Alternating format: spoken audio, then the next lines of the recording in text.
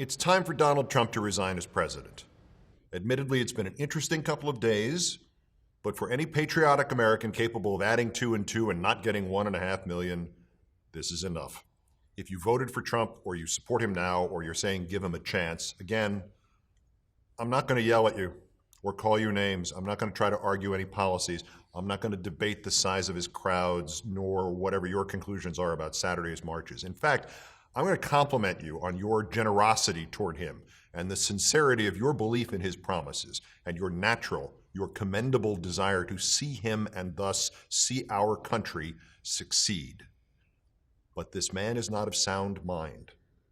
In office, faster and more frighteningly than at any point in the campaign, over the span of just a long weekend, really, Trump has proved that not only will he lie to America about anything big or small, but that just as importantly, he will lie to himself about anything big or small. And more troubling yet, he will compel men, weaker even than himself, to lie on his behalf about anything big or small. And worst of all, the lies will convince some people, and they will convince one person especially dangerous in particular, Donald Trump. Because what Trump does not believe cannot be true. And that way lies madness and lies every evil imaginable, including the end of this country in a literal sense, perhaps the end of civilization.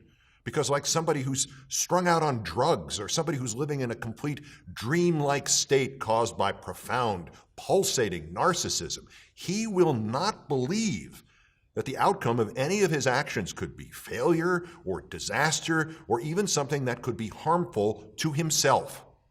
A man who could accuse the Central Intelligence Agency of trying to undermine him and ask rhetorically of the conduct of that agency, quote, "Are we living in Nazi Germany?" A man who could do that, and then 10 days later go and stand in front of the shrine of its fallen agents and insist with a straight face, with every word he said and motion that he made suggesting he really believes this, he could say, quote, "They sort of made it sound like I had a feud with the intelligence community, and I just want to let you know the reason you're the number one stop is it is exactly the opposite." A man who could insist to those same men and women at the CIA that it stopped raining the moment he started to give his inaugural address when you saw the rain falling on him. That is the kind of man who could convince himself that it would be just fine to start a nuclear war. Because, of course, he would survive the retaliatory attack, and so would his family, and so would whatever people he thinks are his friends, or to use his word, his fans. Of course they would all survive the retaliation because he's Donald Trump, and bad things cannot happen to Donald Trump.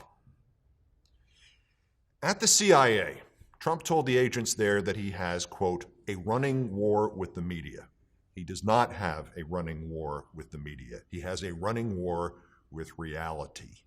His reality is what he says it is.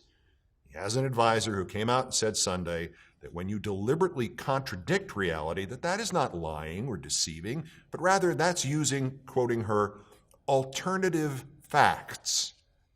You try alternative facts in your life for 1 hour. Let me know how it goes. Drive on whichever side of the road you want to.